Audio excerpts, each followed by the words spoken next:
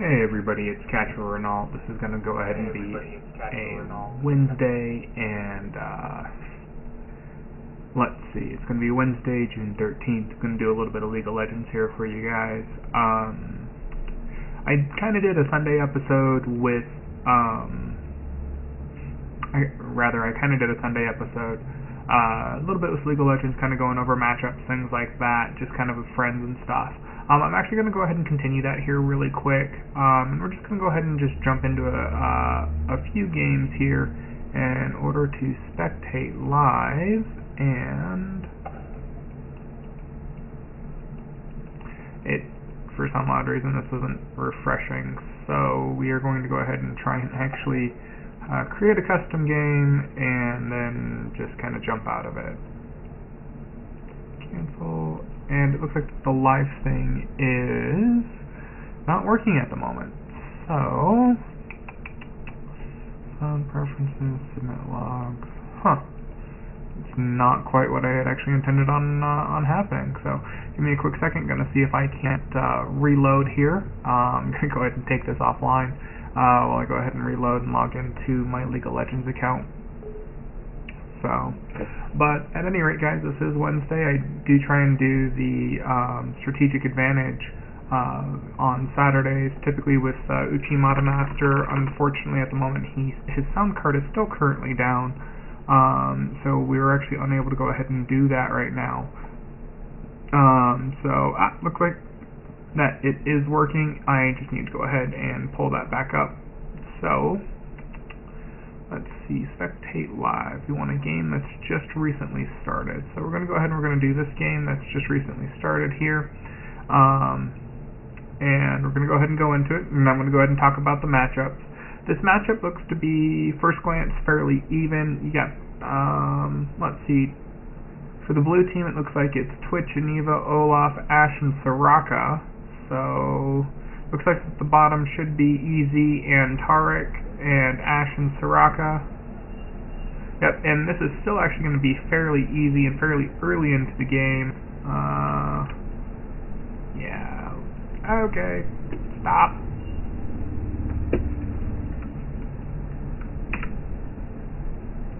Alright. So, this is being kind of goofy right now for my League of Legends. Awesome. Alright, looks like that they have Vladimir top, TF and Aniva bottom, Olaf on the top. Looks like that they have Twitch in the jungle. They have Noct in the jungle, and Soraka's coming back. Alright, really quick at first glance.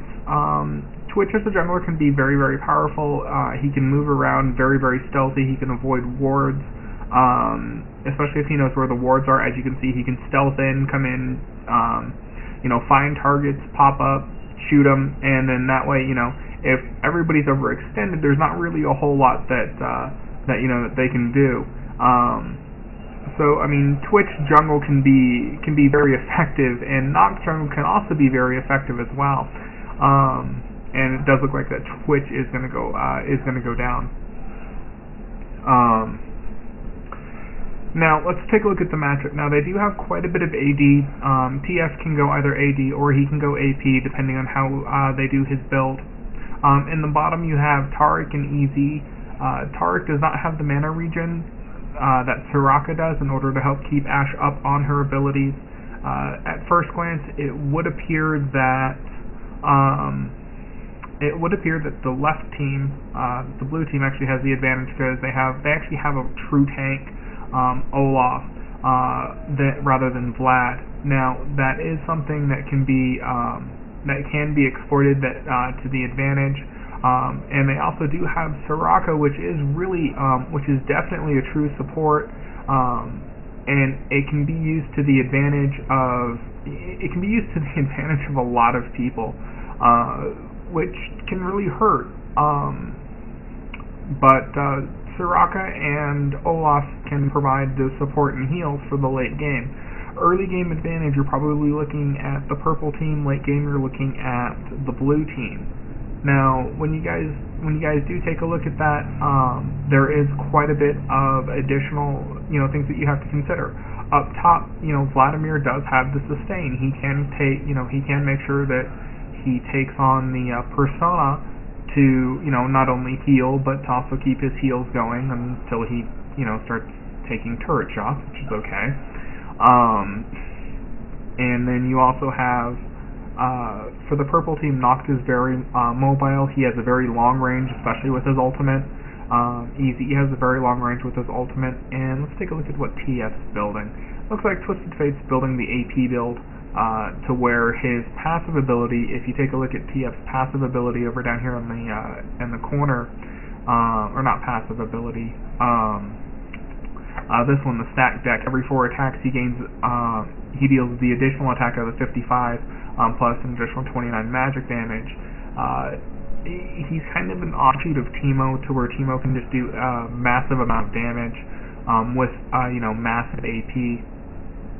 And unfortunately, what ends up happening here, trying to gank Vladimir, especially near a turret, can be very, very hard, because not only does he have his ultimate, but he also has his blood pool, and with his blood pool, he can dish out a ton of damage.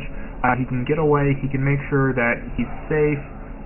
He can make sure that he's safe from harm. And Olaf overextends. I don't know if he's going to be able to actually take out. It doesn't look like it. And again, that's the problem with Vladimir. Vladimir can turn into a blood pool at any number of health and escape. The only thing that'll still continue to tick on him is things like Ignite, or Poison, things like that. And you have to be very careful about that, especially if you overextend like Twitch did. It's going to cost you quite a bit. Now, if you take a look, it's 11 minutes into the game. We joined at 6 minutes. It's 3-5. So, overall, the blue team will have the late game advantage if they don't keep losing a lot of kills. Just because Olaf will become extremely tanky. Vladimir has the potential of becoming tanky, but he's not really building that way. Let's see. Noct is not building that way. They don't really have anybody that's building too tanky, though. Turret can build a very heavy and a very nice tank build. Ashe and Soraka can actually control and push a lane very, very hard, especially because Easy and Tarek, they are both mana based, and it's also very hard for them to control and push out Ashe and Soraka, because Soraka can feed Ashe pretty much an unlimited supply of mana. When I play Soraka, I always tell people, hey guys, look, you guys really need to, continuously use all of your abilities, use all of your mana. It does look like that they are continuously, destroying wards. So it's paying for itself. It's paying for itself in the long run. And Noct is actually trying to ward the jungle, which is actually really which is really interesting. And he does try and flip by in order to steal the red. But he does fail because Ashe and Aniva do come down. They do trap him. That was a great wall by Aniva. Aniva late game can become a serious problem, especially if a lot of champions bunch up, because you see that blue circle for her ultimate. And with her ultimate, it's a Glacial Storm. It lasts until cancelled, or until she runs out of mana, which is why a lot of people typically give her the blue. If you take up the Fog of War, you can see the whole map, you can see all the minions and stuff like that, which is really kind of cool. Now down here at the bottom, you always have to be careful, especially if you have two heroes that are down here that are away. They can be coming through the river in order to try and gank you. You have the jungle that can gank you, and you also have to worry about Twisted Fate. Now, what I highly recommend, folks, is if you guys are playing ranked, or if you guys don't know your champions or stuff like that, really just try and take a couple of games in order to play with your champions, in order to play with just the free champions and stuff like that. And it's not even so much to say, hey, look, I'm good with every single champion. It's so much to go, okay, well, these are the potential cooldowns, this is the potential damage output. Even if you're not the greatest, just play some normal matches, things like that. A lot of people don't, really put a lot more emphasis on normal than they do on ranked. But again, a lot of it can really determine on how a game can play. Now, I mean, if I was, if I was the blue team and, somebody's sitting there throwing, a raging hissy fit, I might, I might think that, oh, we're gonna lose and, all this other jazz just because, it's a very bad, very, very, very bad combination. But, late game they should be able to prevail if they don't keep losing kills. And unfortunately, or rather fortunately for the purple team, they have a really good Twisted Fate who's paying attention to the map. They have a really good jungler who's able to cover for Twisted when he does teleport around the map. So I mean, there's a lot that's going on here that they do have. They're being very, very aggressive. They're being they're using the abilities. They're using the gold to their advantage. As you can see, I mean, purple has wards here so that they can see if Twitch is coming through. Purple's got wards all over the map.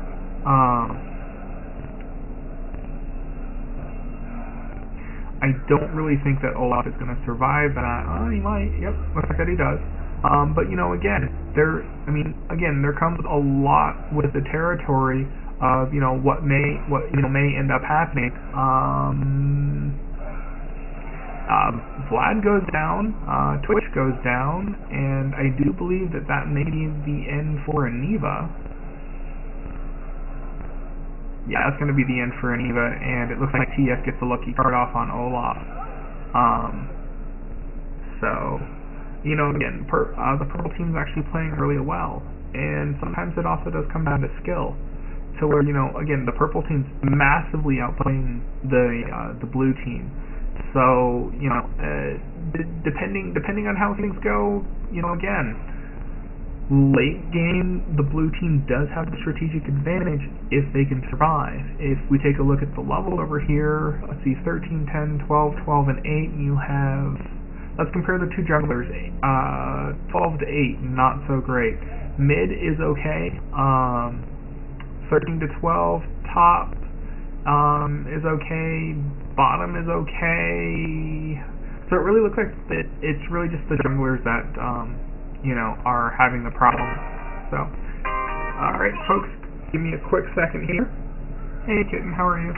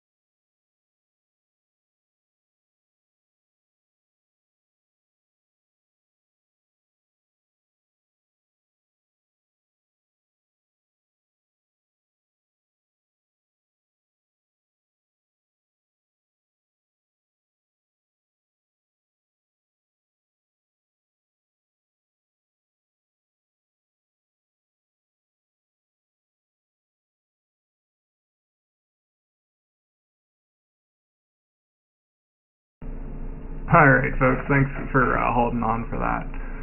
Just a phone call that I had to go ahead and take. Let's go ahead and try and find another game that's kind of early on. Looks like we have a game with Graves. So we're going to go ahead and take a look at that, and we're going to go from there. Graves is one of my favorite champions. I do like Graves quite a bit. Looks like it's Graves, Fiora, Tarek, Jackson, Malzar. Interesting combo. Sedge, Soraka. Wow. Okay, this is kind of a interesting bout. So we will see. Okay. Yeah, it's just really kind of an interesting bout. Soraka and Corki are going to be down at the bottom. And it looks like that Graves and Tareks are also down at the bottom. So that's not really too bad of an issue. As you can see, you know, they're just gonna go ahead and do last hit. They're gonna try and zone each other out. It's a pretty even match here. What they with this bottom matchup here for the bottom lane, what Soraka and Corki really have to be careful of is that Graves has a very high burst damage. And if Tarek can get his stun off on either of these two, it's game over. Basically, if Tarek gets the stun off and they're too far away from the turret, Graves can push extremely hard. Now, let's take a look at the middle matchup here. You have Malzar versus Twisted Fate. At level 6, Malzar is going to be able to bully Twisted Fate, especially with a jungle gank. Because Malzar can stun Twisted Fate for a very, very long time. And that was a very good use of Sedge's ultimate as well as with Twisted Fate, so I don't think that they needed both. But hey, you never know. So then you also have Fiora. I don't know who Fiora's going up against top, but that's okay. You have Jackson in the jungle, which can provide a ton of burst DPS, which is really, really bad, which is really, really powerful. Jaina might actually, yep, looks like that Jaina's top.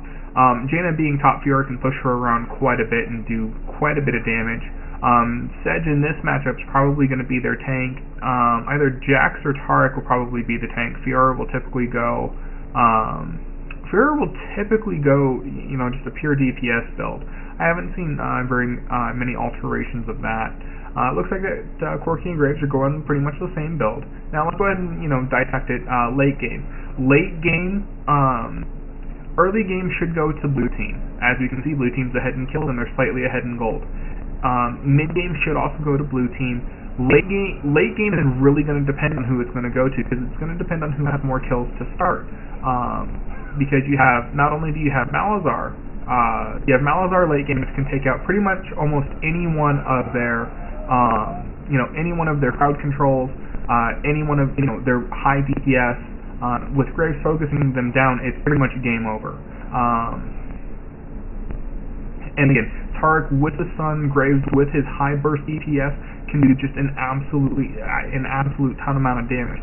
Fiora has a lot of DPS. She can also close a huge gap. She can also build very, very tanky, and if she can build tanky, she's going to shut down a lot of people. So, late game, it's really going to depend, especially on how Sedge builds. Looks like she is building tank. But late game, they're not going to have a lot of the damage. They're going to lose a lot of the damage because they have two supports. They have both Jaina and Soraka as support. But they may take it up here with Corki and also Twisted Fate, because they have a little bit of range over here compared to the two close rangers of Jax and Fiora. So I mean, it can really depend on kind of how this game can play out. So I mean, it's really going to depend. I mean, they have a lot of long range to where they can poke if they can wear them down. But again, if it's a team fight and they engage, there's probably going to be a very, very high chance that not only Fiora's team, the blue team, is gonna win, but it's also because, again, they have two supports. They have Jaina and Soraka on their team. Probably what ended up happening is Graves was first pick, second pick, third pick, fourth pick, and they both picked supports. And that's probably what ended up happening. Now, typically what happens here is that it can be very, very, very, very difficult for a lot of enemy champions in order to deal with, it can be very difficult for a lot of enemy champions to actually deal with Fiora. Fiora is a very powerful champion, not only top, but she's also a very powerful champion to deal with in the long run. Right now you can also see the level difference between Janet and Fiora. Unfortunately, since Janet is a support, and let's take a look at her stats. Janet has not really built for the damage. Actually, no, she has. She has built for the runes. It's just that Fiora has a lot higher burst DPS than Janet does. And that turret took quite a beating. That turret took almost 1200. That's not the position that you want to be. That's not the position that you want to be as Jaina, because what ends up happening if you're in that position as Jaina and you come here, Fiora's going to be able to gank you.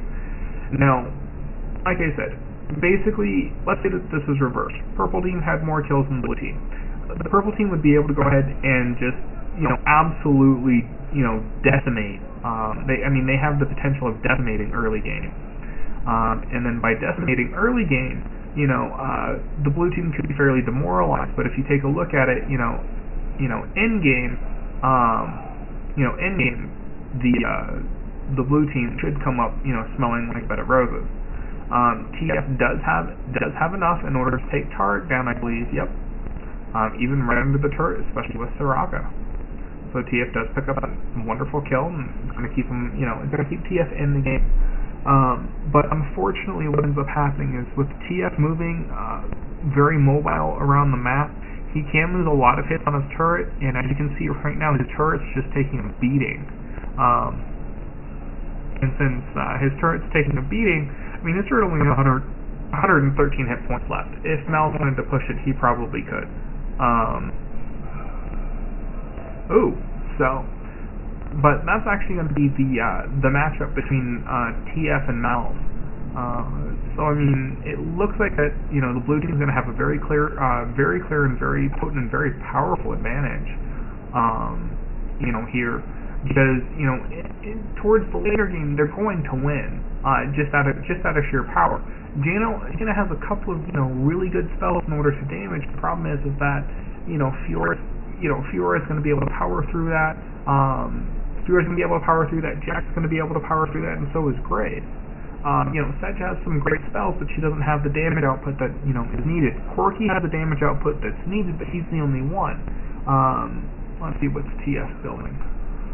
TF is building ability power, and unfortunately with the ability power, it's not going to be enough to stave off.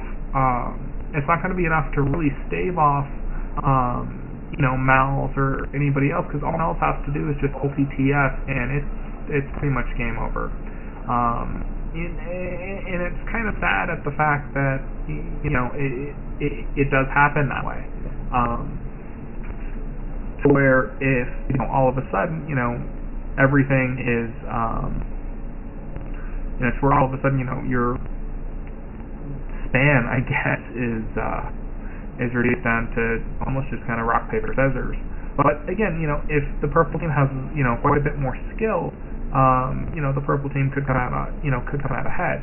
I really didn't see what ended up happening in that last game. Like I said, I did have to go ahead and take that phone call. It looks like that Fiora is just trying to rack up some minion kills, not really too worried about the turret, because the turret will fall eventually. Fiora is level 12. Janet has really no prayer of shutting Fiora down, and neither does Sedge. And Sedge throws her ultimate into oblivion. I don't know if Fiora's just going to poke that turret or not. Yep. So it looks like the top does go down. So from here, kind of just taking a look at it, it looks like that this one's pretty much just going to be over. It's 8-6. Granted, there's not a huge gold difference right now, but it kind of basically in the end, it's really going to wind up hurting the purple team for just having two supports. Now you have Graves that's down here. He's going to be able to pop up quite nicely. And Graves should be able to go ahead and take that turret down by himself. Let's take a look at his damage. Yeah, he's going to be able to do that just all by himself. Not a problem. Well, maybe not. Not if he doesn't dash, but maybe saving his dash in order to go ahead and get away. Yep. Smart move on Graves' part. But the dash does regenerate quite quickly. And what I have noticed a lot right now is that not only does do a lot of the AD right now actually take try and get the frozen mallet, it provides a lot of versatility and a lot of support. Now Jax needs to be careful because there is a ward there. He doesn't know that, but Sedge can come over there and has the potential to gank him. And Jax does manage to take it. Now Jax is a much more powerful combatant than Sedge is, but right now, it looks like that Jax is going to be able to flash away. That's awesome.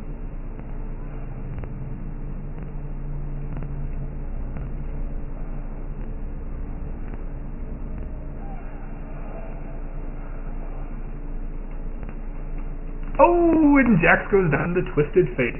That's the one problem about Twisted Fate, and is that a lot more people are actually starting to play Twisted Fate, and he is kind of a cheap champion because he does offer the ability to see the map, find all champions, and just absolutely annihilate them. And you know, it's a little cheap, but hey, you know, it's something that you have to plan on in order to really counter that. You know, don't try and push too hard. Don't try and be too. I don't really know what the word for that is, but you know, don't overextend yourself too much.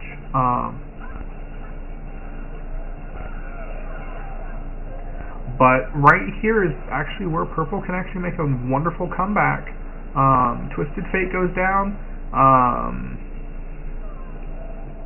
But you know, again, like I said, there's a lot of poking ability that they can have.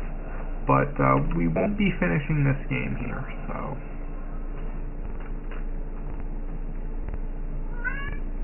And as you guys can hear, that's my cute kitty cat in the back. So. Alright, we are going to go ahead and looks like that we have a game with Darius and Fiora. Oh, hi, kitty.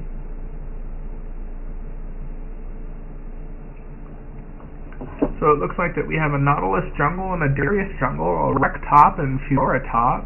Ooh, Cass mid and Ahri mid. This is going to be very interesting.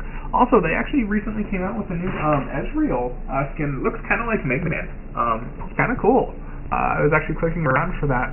Now, in the bottom we have Graves. In the bottom we have Graves and Sonya, which is actually a pretty decent matchup versus Easy and Jaina. Easy and Jaina, they can do a lot more poking, except they don't have the survivability as Graves and Sonya. Though, however, if you start picking on Graves or you start picking on Sonya, it's going to cause Sonya to use a lot of her mana for healing. And if you force her to use a lot of her mana for healing, it's going to make her play conservatively. Same thing with Jaina. If you make her use a lot of her mana for shielding, it's going to make her play conservatively. Ahri versus Cass. Cass is going to be a very, very powerful champion. Now, one thing that Ahri's going to have to worry about is going to be Cass's ultimate. And with Cass's ultimate, Cass can go ahead and can, ulti right into Ahri and do all his special abilities and take Ahri down. And unless Ahri actually has some magic resist, Ahri is going to be in a lot of pain. Now, Ahri can outrange Cass in the middle, but again, it's still really hard to go ahead and try and control that. It's very hard to try and control, it's very hard to try and control Cass and keep him at, a very safe distance. And if we go ahead and take a look at it, Cass just turned level 6, so he's going to be able to turn a lot of pressure onto Ahri, except for when Ahri leaves the game. Now, up top you have Fiora versus, Rekatan, and Fiora can do a lot of damage, especially versus Rekatan, but Rekatan can also do a lot of damage versus Fiora. It's going to depend on who has the better items and who has the better runes. Because Rekatan has a stun, but Fiora can dash in and dash out. It really just depends. Now, if we go ahead and we take a look just kind of at base stats, Rekatan's probably going to go ahead and Rekatan's going to be the tank. And Nautilus is probably going to be the tank on their team. Now, Darius is going to be able to dish out a ton of damage, provide a ton of support, especially for ganks, especially for the blue team. The problem with Darius is that he can be very squishy, especially if not built right. Now let's go ahead and take a look at Darius's current build. Darius is not level 6 yet. He is building the typical Darius jungle build. He has Ghost and Smite, so that's not too bad. And he's decided to go with the Philosopher's Stone. I'm not 100% sure. I don't really like the Philosopher's Stone on Darius just because I don't believe he needs the gold per 5. Because I believe that he's a much beefier champion. Now the blue team can go ahead and they can go with a little bit more of a powerhouse and a power team, but right now Fiora has 2 levels on Rekatan, and that's going to play a very huge difference. A very huge difference in what happens.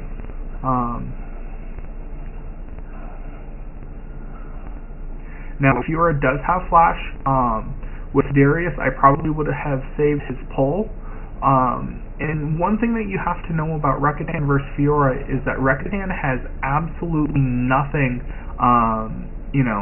that will bring him down. He doesn't. I mean, he can choose to rely on just his basic abilities. Fiora does have to rely on her mana. Without her mana, she's kind of screwed. Now, unfortunately, Rekatan does not have a ward here. Wards, guys, are totally important, and especially with Nautilus. Nautilus can be just as dangerous as Darius, if not more so. Again, that's gonna give Fiora just a lot more power. Again, down here at the bottom, as you can see, both Easy and Jaina are poking, but Ahri's coming down to the bottom, and they're waiting. Now Cass comes down in order to meet Ahri.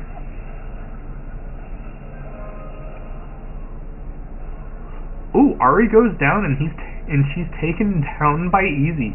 It's a very interesting play at the fact that not only were they able to go ahead and take Ahri down, but Ahri lost all of her buffs. Now they do need to be very careful because again they do have Nautilus, and then unfortunately Cass does go down, and Cass loses his buff. And it looks like that Darius might be able to get away if he can avoid the anchor throw.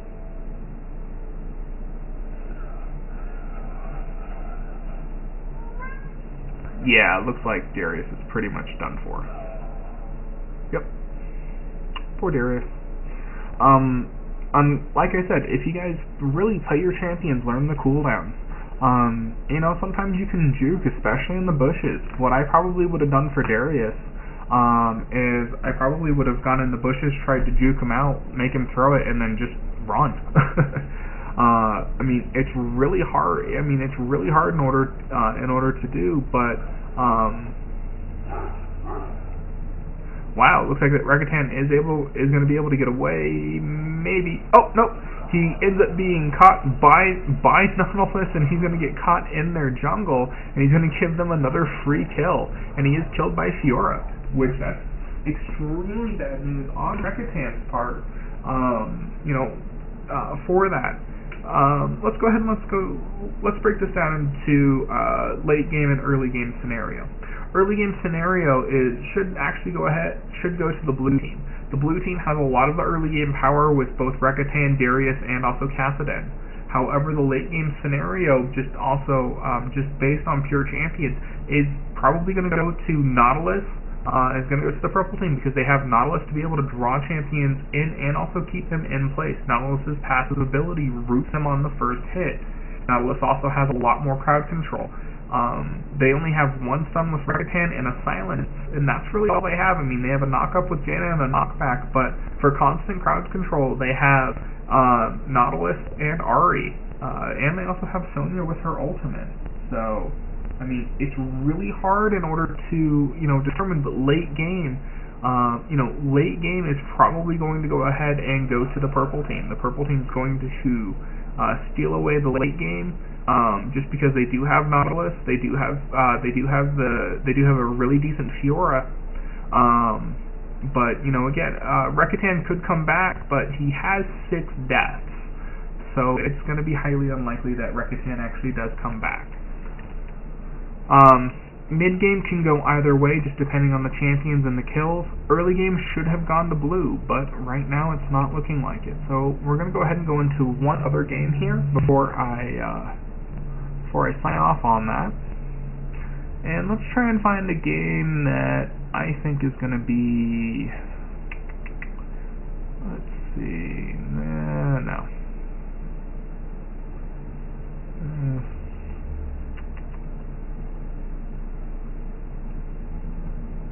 Oh. Yeah, that game looks like that's going to be pretty decent.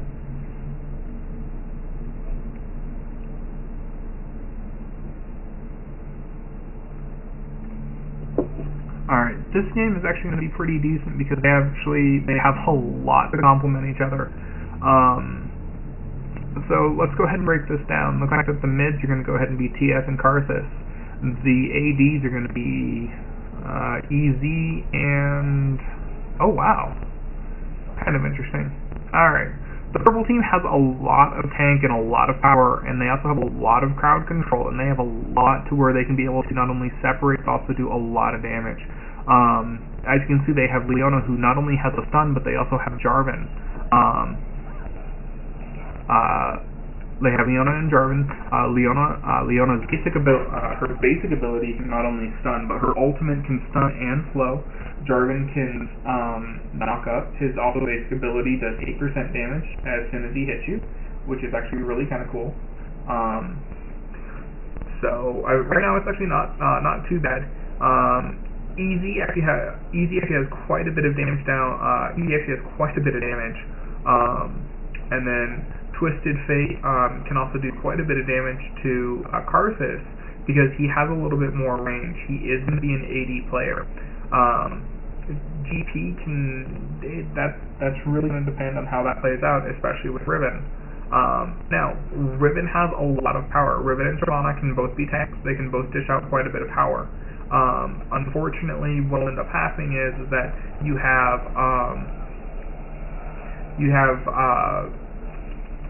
Riven and Shyvana, and you're going to put that up against Leona, Jarvan, and you're also going to put that up against Gangplank. And unfortunately, that's not always going to be the best idea. Because Gangplank can be very tanky and can hit very hard, especially with his Q ability. I've seen his Q ability crit for 1500. Yeah, it really hurts. Karthus has a really cheap ability. If you're low on health, doesn't matter where you are on the map, he kills you.